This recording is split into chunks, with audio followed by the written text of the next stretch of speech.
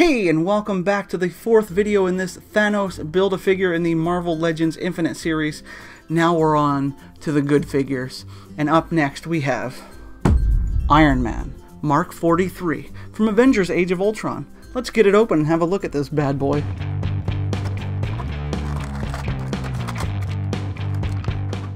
Alright, so there is Iron Man, Mark 43 from Avengers Age of Ultron, and he looks quite cool. He comes with an extra head, kind of similar to the War Machine that was in the last series, if I remember correctly. And yeah, so like the Iron Man Mark 43 from Avengers Age of Ultron, he looks quite cool. So straight away, I'll give him 8 repulsors out of 10 because I love Iron Man. It's one of my favorite MCU characters, Captain America being the first. But yeah, he looks really badass, and it's one of my favorite suits.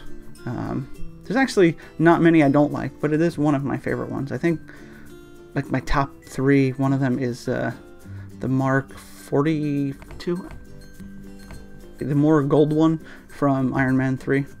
Even though in the movie it, like, malfunctions like crazy. But anyway, let's get into the review of this figure and see what we think. So, you have the 2 heads, as I said, so we will pop this one off and have a look at the Tony Stark open mask. Is that blood or paint? That is paint.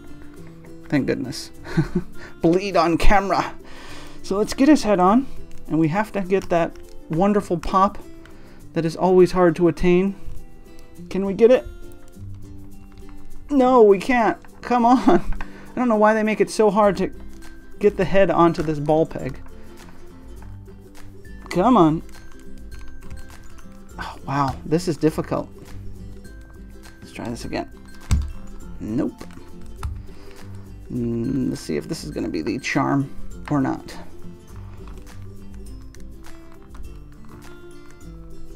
It is not. Alright, we're going to go off camera and do it. Alright, we're back. That was extremely difficult, and as you'll see when I try and turn the head, it's a really tight fit. That just hardly wants to move. So whatever head position you get him in, at least side to side, he's going to stay in it. So that is really tight. So let's get into the review here. As you can see, the head barely wants to go around, but it does, and it's on the hinge. So he'll look down, he'll look up, he'll blast some mofos out of the sky and kick some butt. The shoulder pad things are like a soft plastic, but unlike the Iron Man now, they don't fall off, thank goodness.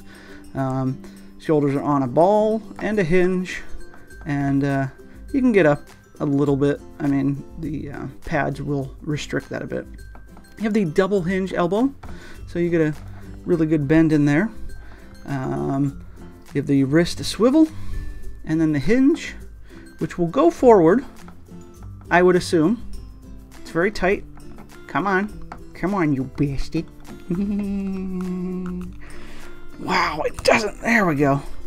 It didn't want to go, but it's definitely not going to go back because of this plate right here. So that is a negative on that. It's a con, if you will.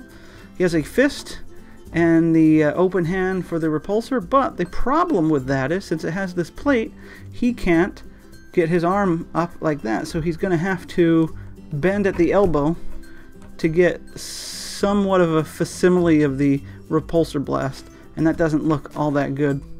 I mean, I guess that's okay, but it would be nice to be able to bend the wrist up like some of the other figures. So that's a con too. Let's check out the ab crunch. Doesn't go forward all that much. Goes back quite a bit, but I don't know why you would need that. So yeah, that's a shame.